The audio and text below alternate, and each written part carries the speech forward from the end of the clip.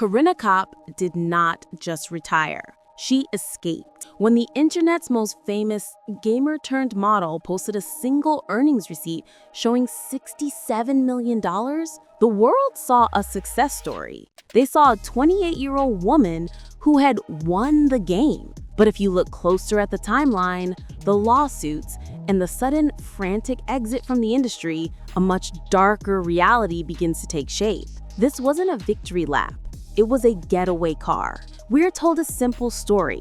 You start an account, you post pictures, you become a multi-millionaire, and you retire young. It is the modern gold rush. But nobody talks about the casualties of the gold rush. Nobody talks about the golden handcuffs that trap the top 1% of the industry, or the massive agency infrastructures that siphon off half the wealth before it ever hits a bank account. Today, we're going to dismantle the $67 million myth. We're going to answer the 3 questions everyone is too distracted by the money to ask. Why did she really leave a $300,000 a month paycheck? Who was actually typing those intimate messages to her fans? And is that money actually hers? Or does it belong to the shadow agencies pulling the strings? Most people think she quit because she made enough money. The reality is, she might have quit because the legal walls were finally closing in. To understand the exit, you have to understand the machine. Let's start with the most controversial secret in the entire adult industry: the ghost in the machine. When you look at that viral screenshot of her earnings, you assume that money came from her being hyperactive online. You imagine her waking up in a silk robe, grabbing her phone, and replying to thousands of DMs from lonely fans, building genuine connections. But industry insiders know that is mathematically impossible. If you do the math on the volume of messages required to generate $67 million, one human being would need to be typing 24 hours a day, 7 days a week, for 50 years. So how was it done? It's done through chatter farms. According to multiple investigations into top-tier agencies, the Blue site isn't a social media platform for the top 1%. It is a high-pressure sales floor. The most valuable asset a creator has isn't their content, it is their likeness rights. Once signed to a major management agency, the creator often hands over their login credentials to a team of chatters. These are shift workers, often located in the Philippines, Eastern Europe, or South America, who work round-the-clock schedules to message subscribers, pretending to be the creator. They work in shifts: morning, afternoon, and graveyard shifts, using a centralized script database. They have notes on high whale clients, men who spend thousands a month, detailing their pets' names, their birthdays, and their specific fantasies. When a fan messages Corinna, they think they are talking to the girl from the Vlog Squad. In reality, they are likely paying $3 a minute to flirt with a guy named Steve who is working a double shift and handling 10 other model accounts simultaneously. This is where the expectations versus reality gap destroys the fantasy. The entire business model relies on the girlfriend experience, or GFE. Fans believe they are paying for a relationship. But recent class action lawsuits against major agencies, like the one filed in federal court regarding deceptive chatting practices, allege that this constitutes wire fraud. The legal argument is simple. If you pay for a personalized service from person A and person B delivers it without your knowledge, that is deception. If the general public knew they were talking to a ghostwriter, the revenue would collapse overnight. So the creator has to maintain the illusion at all costs. But here's the payout. The moment a creator admits they don't run their own DMs, they risk being deplatformed or sued by the subscribers. Corinna's sudden retirement came right as these chatter scams were being exposed by lawyers threatening the agency model. She didn't just walk away, she likely severed ties before the industry's open secret became a personal legal liability. But the deception is only half the story. The second major factor is the money itself. That $67 million number is what we call a vanity metric. It is designed to go viral, to recruit new girls into the industry, and to feed the ego. But it does not reflect the bank balance. In the world of standard business, if you make $67 million, you keep the majority of it. In the adult influencer industry, the split is predatory. We need to talk about agency gross versus net. Standard agency contracts, especially for creators who are brought in to scale aggressively, often demand 50% of gross revenue. Let's do the math that the headlines ignored. If an agency takes 50% right off the top for handling the chatters, the marketing, the posting schedule, and the legal risks, that $67 million is instantly cut to $33.5 million. Then, the platform itself takes its mandatory 20% cut of the gross. That's another $13 million, gone immediately. Then comes the silent killer of the adult industry, chargebacks. Because of the nature of the work, many subscribers will spend thousands of dollars in a night of regret and then call their bank the next morning claiming their card was stolen.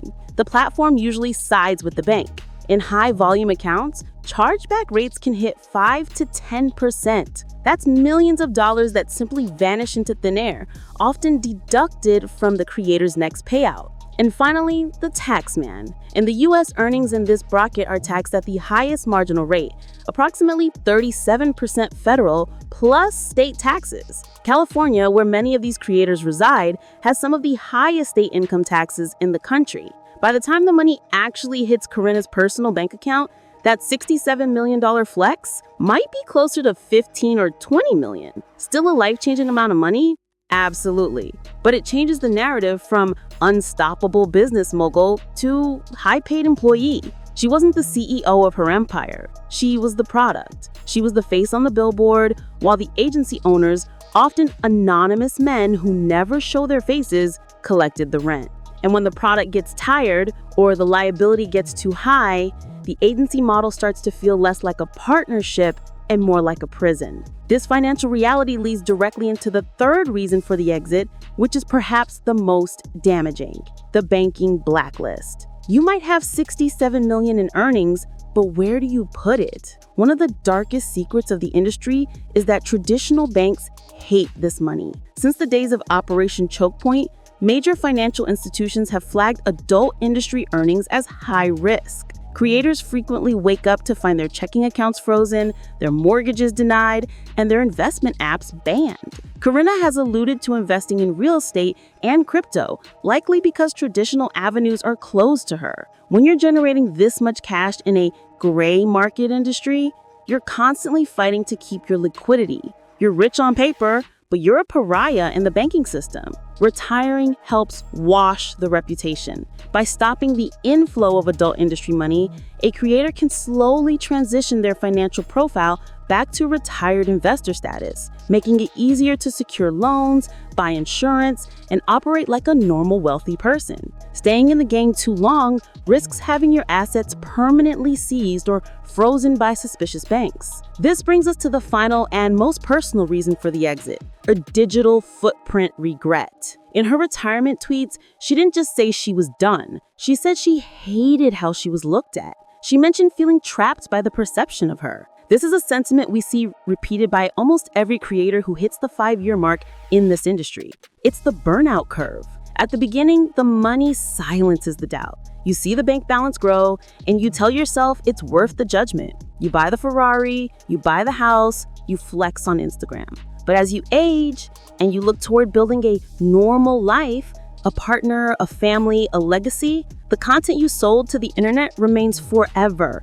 You cannot delete the internet. Corinna explicitly mentioned she is building a home. This is code for shifting from short-term cash to long-term stability. But the industry makes this pivot incredibly difficult. The algorithmic pigeonholing means that once you're known for spicy content, mainstream brands, traditional media, and Hollywood casting directors blacklist you. Remember, Corinna started in the Vlog Squad era. She was a mainstream internet celebrity with brand deals and a clean, albeit edgy image. She traded that mainstream acceptability for quick, massive cash. Now she's trying to buy it back. We've seen this with other creators who tried to pivot to streaming or mainstream acting. They are permanently labeled. Corinna's exit wasn't a triumphant mic drop. It was a desperate attempt to salvage her future identity while she still had a shred of control left. She's trying to use the money she made selling her reputation to buy a new one. There's also the David Dobrik effect. Many of her peers from that era have moved on to start businesses, coffee companies, or production studios. Watching your peers evolve while you're stuck selling the same digital fantasy for 5 years takes a psychological toll. The blue site traps you in a state of arrested development. You are paid to remain the 22-year-old fantasy forever. Leaving was the only way for her to actually grow up. So let's re-examine the timeline. Why leave now? Why leave when the money is still flowing? Because the risk to reward ratio flipped. The chatter scams are being exposed by lawyers, threatening the agency model. The tax implications and banking freezes are making it harder to actually use the money. And the psychological toll of being a product rather than a person was becoming unsustainable. She didn't beat the system, she survived it. And she is one of the lucky few who got out before the walls fell down. Most creators in this industry don't get a $67 million exit. They get the burnout, the reputation damage, and the agency that without the golden parachute.